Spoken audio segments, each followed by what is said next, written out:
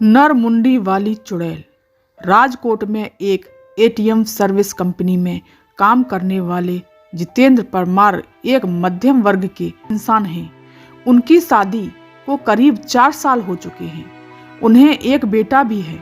वैसे तो जितेंद्र पूजा पाठ में कम ही मानते हैं, पर रास्ते में मंदिर या मस्जिद आ जाए तो सिर झुका भी लेते हैं। जितेंद्र की नौकरी का समय तो दिन में 8 बजे होता है, पर एटीएम मशीन का फॉल्ट आने पर उन्हें रात के किसी भी वक्त सर्विस देने जाना पड़ता है।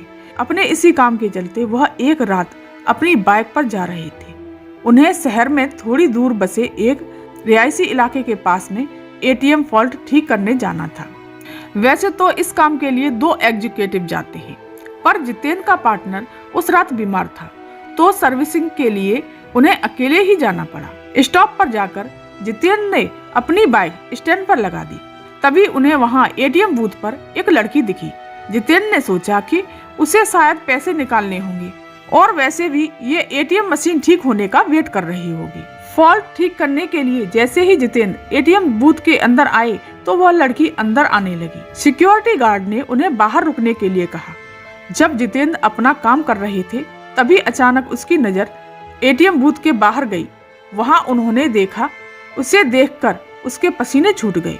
बाहर खड़ी लड़की एटीएम गार्ड की मुंडी अपने हाथ में लिए खड़ी थी और वह जितेंद्र की ओर घूर रही थी। यह सब देखकर जितेंद्र का दिल बहुत तेजी से धड़कने लगा।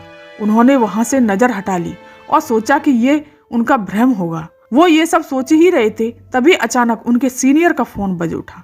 यह फोन वहां का फॉल्ट जल्द ठीक करने के लिए था। कांपते कांपते जितेंद्र फिर से काम पर लग गए। थोड़ी देर में उन्होंने एटीएम मशीन ठीक कर लिया। इस बार एटीएम बूथ से बाहर देखने पर सब नॉर्मल लग रहा था। वह लड़की भी वहां खड़ी थी और एटीएम बूथ का गार्ड भी उसके पास आराम से खड़ा था। फिर जितेंद्र ने सोचा कि पहले जो देखा था वह सब उसका भ्रम होगा। वो काम निपटा कर सीधा अपने बाइक की ओर दौड़ गया। जाने से पहले उसने एक बार फिर एटीएम बूथ पर नजर डाली। तब एक बार फिर से उसका दिल दहल गया। एक बार फिर बाहर खड़ी लड़की एटीएम गार्ड की मुंडी अपने हाथ में लिए खड़ी थी। इस भयानक नजारे को देखकर जितेंद्र बुरी तरह डर गए और जल्दी से वहां से भाग निकले। राजकोट वापस लौटते वक्त भी उन्हें बार बार यह आभास हो रहा था कि उनकी बाइक के पीछे कोई परछाई चल रही है। वे घबराए हुए बाइक चलाए जा रहे थे कि ना जाने कैसे अचानक ही उनकी बाइक बंद हो गई और ठीक एक बरगद के पेड़ के पास जाकर रुक गई। जितेंद्र जी को यकीन नहीं हो रहा था कि उनके साथ ये सब सचमुच हो रहा है। उन्होंने नजर उठाई तो बरगद की शाखा से झूलती एक आकृति नजर आई।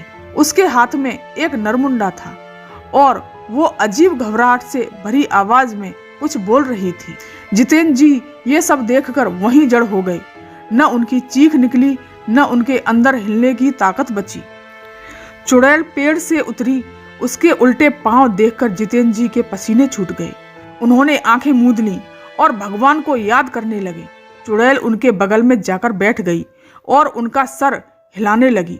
इसके बाद जितेंद्र जी को कुछ याद नहीं कि उनके साथ क्या हुआ। जब होश आया तो वो एक हॉस्पिटल में थे।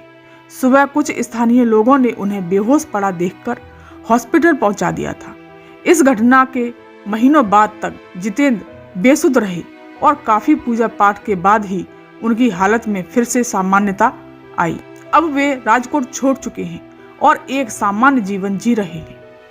दोस्तों, ये कहानी बिल्कुल सत्य है। अगर पसंद आई हो तो लाइक कीजिए, शेयर कीजिए और सब्सक्राइब कीजिए। धन्यवाद।